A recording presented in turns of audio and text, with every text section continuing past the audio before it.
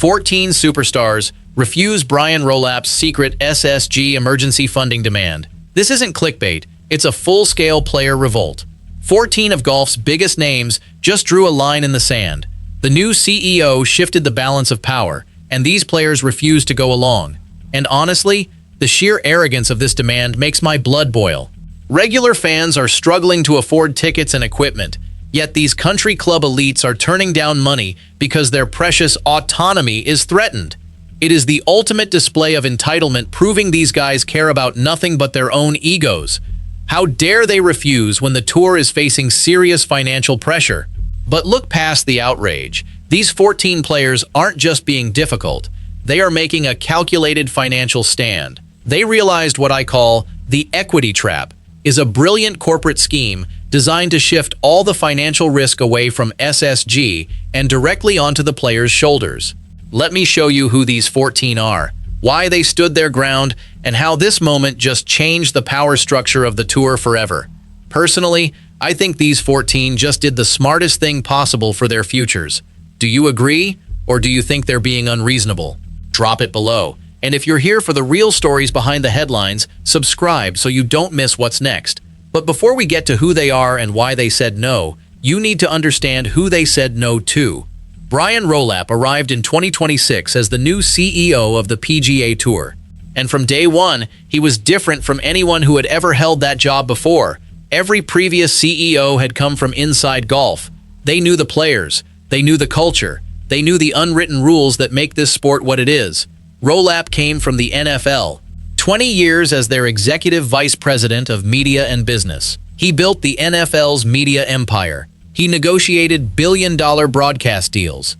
He is a corporate heavyweight who knows how to maximize revenue from television contracts and sponsorship agreements.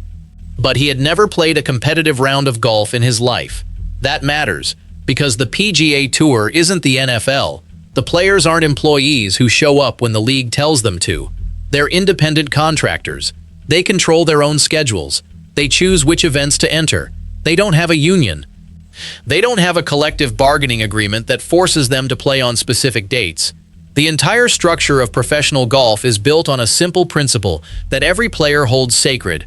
No one tells them when to tee it up. So Rolap walked into a world where the athletes have more power than any other sport. And he came with an NFL mentality, where the league controls everything, where the schedule is non-negotiable, where players are assets to be deployed for maximum profit. That mindset was going to clash with golf's culture eventually, but no one expected it to happen this fast. Rolap's first major move was creating PGA Tour Enterprises, a new for-profit company that would hold all the tour's commercial assets.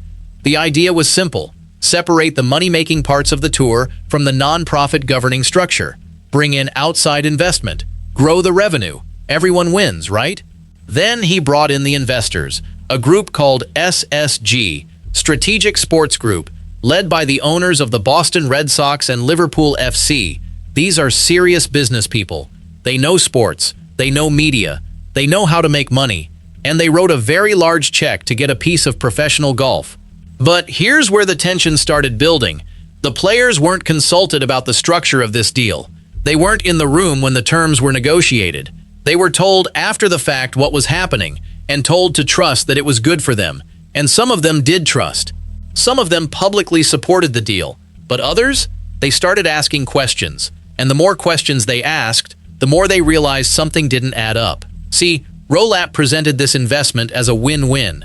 The tour gets cash, the players get ownership, SSG gets a stake in a growing but the details of the deal, the fine print, that's where the equity trap starts to reveal itself. The players weren't getting something for nothing. They were being given something that looked valuable but came with strings attached. Strings that would only become visible years later. And on top of all that, the tour was facing serious financial headwinds. The numbers weren't adding up. The broadcast rights were still valuable, but expenses were growing faster than revenue. The tour needed money, and SSG had money. But the price for that money, that's what the players started to question. When Rolap finally presented his emergency funding demand, the thing that made 14 players say no, he was coming from a place of pressure. The tour needed cash. The investors wanted returns. The players wanted answers. Something had to give. But the way he presented it? That's what broke the trust. He didn't ask. He didn't negotiate. He presented it as a crisis, something that had to be accepted immediately, without debate, without player input. He treated the players like NFL players, not like the independent professionals they've always been. And that's when the 14 players looked at each other and said no. Because when you tell a group of independent professionals that they have no choice, they'll show you exactly how much choice they actually have. And that's where this story gets really interesting. So who are these 14? And what did Rolapp actually ask them to do? Let's get into it. The demand itself was buried in financial jargon and corporate language. But once you strip away the fancy words, it comes down to 5 specific things. And each one of them cut directly against everything the players believe in. First, Rolapp wanted forced participation in additional designated events. The tour already has a set of signature events that players are expected to play, but this was different. He wanted contractual obligations, penalties for skipping, mandatory appearances that would lock players into specific schedules years in advance. The players saw this as the first step toward turning golf into the NFL, where the league tells you when and where to play. Second, he wanted changes to the equity vesting schedule. Remember those ownership stakes the players were given? The ones that vest over 8 years? Rolapp wanted to accelerate the timeline for SSG's returns while slowing down or complicating the players' ability to cash out. The corporate term for this is alignment of interests. The players called it something else, a trap. Third, he wanted reduced player control over schedule and format. The tour's Player Advisory Council has historically had real input on how events are structured, when they happen, and what the competitive format looks like. Rolapp wanted to downgrade that input to consultation rather than agreement. The players would still be asked for their opinion, but the CEO would have the final say. Fourth, he wanted revenue-sharing adjustments that favored SSG over the players. The tour's revenue comes from broadcast rights, sponsorships, and ticket sales. Rolapp's proposal would have shifted more of that revenue toward the investors and away from the prize funds and player benefits. Less money for the players, more money for SSG. And fifth, he wanted to cut funding for global expansion. SSG's primary interest is the US market. They don't care about growing golf in Asia or Europe or Australia. They want to maximize domestic revenue. But the players, especially international stars, see global growth as essential for the sport's long-term health. Rolapp's proposal would have redirected resources away from international events and toward US-focused products. Taken together, these 5 demands represented a fundamental shift in who controls professional golf. It wasn't just about money, it was about power, and the players recognized that immediately. The question was never whether they would notice. The question was whether they would fight back, and 14 of them decided the answer was yes. So let's go through them, every single one, because what each of these players did next tells you everything about where this sport is heading. First on the list is the most powerful name in golf. Tiger Woods. The 15-time major champion has been the sport's defining figure for more than 2 decades, and when Tiger speaks, people listen.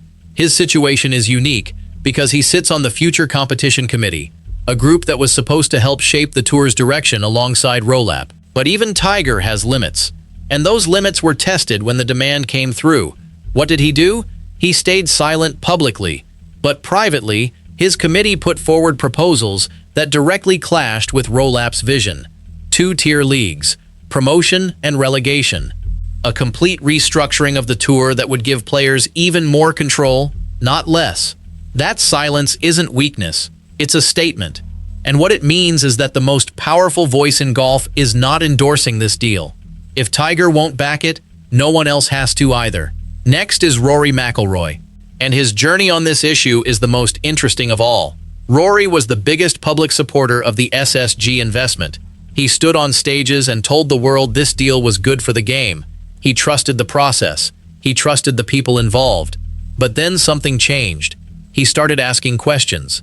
And he didn't like the answers. Rory said something that sent shockwaves through the sport. I am very sure the PGA Tour would have done a better job with $60 billion, and I'm not including Rolapp in that statement. He publicly separated himself from the CEO and demanded transparency about where the money is going. What does this mean? When the most vocal advocate for the deal becomes its loudest critic, the entire narrative shifts. Rory's flip is the moment the players realize they had been sold something that wasn't what they thought it was. Then there's Scottie Scheffler, the world #1, the best player on the planet. Scheffler doesn't chase headlines. He doesn't give dramatic press conferences. He lets his golf do the talking. But he's been critical of governing bodies before, specifically about decisions that take skill out of the game and replace it with luck. He wants the best player to win. He wants a fair test. And he's deeply skeptical of any rule, any change, any demand that introduces randomness or reduces the advantage of being the best. Scheffler hasn't publicly commented on the SSG demand specifically, but when the world #1 is skeptical of the direction of the sport, the governing bodies should be listening. His silence is louder than anyone's protest. Jordan Spieth is next. He's been on the Player Advisory Council. He's been in the rooms where decisions were made, and he's been open about how the process has made him feel. The word he used was distrust. He felt hurt by how the SSG negotiations were handled. He felt betrayed by a process that excluded player input. Spieth's rejection isn't the rebellion of a disgruntled outsider. It's the disappointment of someone who believed in the system and watched it fail. That's a different kind of power, and it sends a different kind of message. Collin Morikawa is another name on the list. Two-time major champion, one of the best ball strikers in the game, but he's in a position that many players find themselves in. He's not at the very top anymore, and he knows it. The new economics of the tour threaten players like him. Shrinking field sizes, fewer exempt cards, less opportunity to play your way into events. Morikawa has criticized the direction of the tour because he sees his career path narrowing. His rejection of the demand is economic self-preservation. He's protecting his future. Justin Thomas is in a similar situation. Two-time PGA champion, but he's been described by people inside the tour as a declining player. That word is harsh, but it reflects a reality. Thomas needs playing opportunities to rebuild his form and his brand. He needs the tour to stay open, not contract. He's been publicly critical of rules changes before. His famous line about the basketball hoop and the mile run showed he's not afraid to speak his mind. His rejection of the SSG demand is about protecting his ability to compete. Without that, he doesn't have a future. Now we get to the LIV players. This is where the story gets complicated. Jon Rahm, Bryson DeChambeau, Cameron Smith, Brooks Koepka, 4 of the biggest names in golf, all currently playing on the rival tour. And all facing an uncertain future, with PIF pulling back its funding after the 2026 season. The PGA Tour offered them an olive branch, a chance to come back. 3 of them refused. Rahm said no. DeChambeau said no. Smith said no. They committed to LIV for another year rather than accept the terms being offered. Only Koepka said yes. He returned under the Returning Member Program in January 2026, but the price was steep. No FedEx Cup bonus money in 2026, no signature events unless he earns his way in, a $5 million charitable donation, and potential lost earnings of $85 million. Koepka's acceptance makes the other 13 refusals even louder. He paid a massive price to come back, and the others still said no. That's not a rejection of the tour, that's a rejection of the terms, and it tells you everything about how badly the deal was structured. Next is Maverick McNealy. He's not a household name like the others, but he's the voice of the next generation. He sits on the Future Competition Committee, and he said something that crystallizes the entire conflict. We are not forced to play. That's the fundamental principle. McNealy and his generation are watching everything that's happening. They're learning from it, and they're making it clear that they won't be told what to do. His role in this is significant because he's not one of the superstars, but his voice represents the future of the tour. And then there are the unnamed players. 3 more names that have not been publicly identified. They could be veterans with huge equity stakes. They could be young players worried about the future. They could be mid-tier pros who stand to lose the most. But their participation in the refusal tells us something crucial. This isn't a small group of disgruntled superstars. This is organized opposition. This is a coalition. And when you combine all 14, the legends, the superstars, the rising stars, the unnamed, you have a wall that Rolapp couldn't break through. So now you know who they are. But the real question is, why did they all say no? And the answer is more complicated than you think. The unified theory of this refusal comes down to 5 reasons, and they all connect back to that equity trap. First, autonomy. The players are independent contractors. They've always been independent contractors. They don't want to be employees. They don't want to be told when and where to play. The NFL model works for the NFL because the players are employees with a collective bargaining agreement. Golf is different. It's always been different, and the players want to keep it that way. Second, trust. Rolap is an outsider. He came from the NFL with a playbook that doesn't fit golf. And the way he presented this demand, as an emergency, without debate, without negotiation, broke whatever trust existed. The players didn't feel like partners. They felt like assets being managed. Third, transparency. The players don't know where the money is going. The tour lost $451 million in 2024. That's a massive number. And when the CEO asks for an emergency funding demand, players want to know why they should be the ones taking the risk. Rolap didn't provide answers. And when you don't provide answers, players say no. Fourth, the equity trap itself. The players are being asked to carry all the risk while SSG gets all the benefit. The vesting schedule means players wait 8 years to realize the full value of their equity. Meanwhile, SSG's returns start immediately. The players are taking the long-term risk. SSG is taking the short-term reward. That's not a partnership. That's a one-sided deal. And fifth, control. Rolap wants to turn the PGA Tour into the NFL. The players don't want that. They don't want mandatory appearances. They don't want reduced input. They don't want revenue-sharing changes that favor investors over competitors. They want to keep golf, not as a corporate product, not as a television show, as a sport. And that refusal? It's already changing everything. Here's what happens next. The consequences of this moment are going to ripple through the sport for years. For Rolap, the damage is immediate. His authority is fractured. He came in with a mandate to reshape the tour, but you can't reshape the tour if the players won't follow. He can't govern without their buy-in. And now he's proven that he doesn't have it. The NFL playbook that worked for 20 years doesn't work here, and he's learning that lesson the hard way. For SSG, the investment is now at risk. They put $1.5 billion into this deal. They expected a return. They expected cooperation. Instead, they got a revolt. The players aren't going to accept a deal that shifts risk away from the investors and onto their shoulders. That means SSG's returns are going to be smaller, or delayed, or both. And when investors don't get the returns they expected, they start asking questions. And those questions are going to be directed at Rolap. For the PGA Tour, this is a crisis. The tour needs money. The tour needs reform. The tour needs the players to cooperate. But none of that is happening right now. The locker room is divided. The leadership is weakened. The reforms that were supposed to save the tour are stalled. And the financial pressure that started this whole mess hasn't gone away.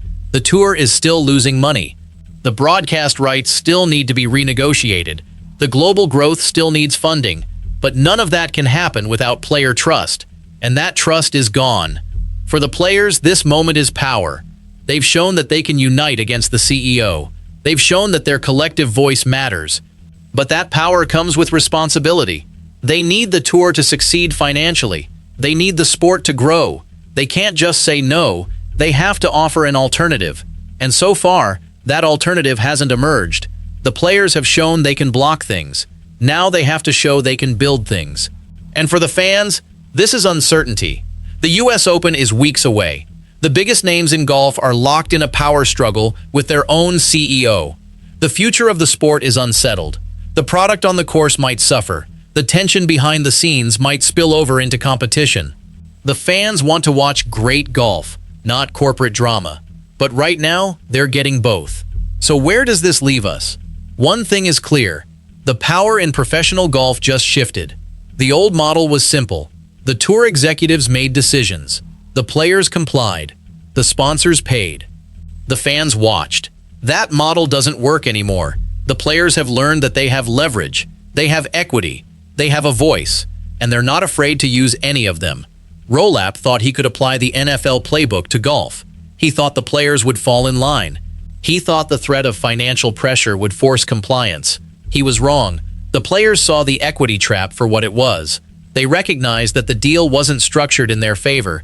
and they had the courage to say no.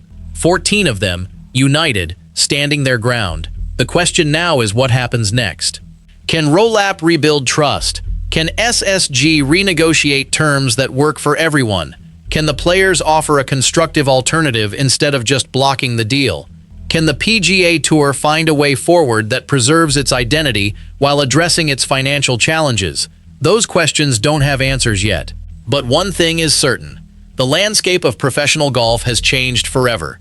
The players have power now, and they're not giving it back. That's the real story of these 14 superstars. They didn't just refuse a demand, they reshaped the sport. And the full consequences of that refusal are still unfolding.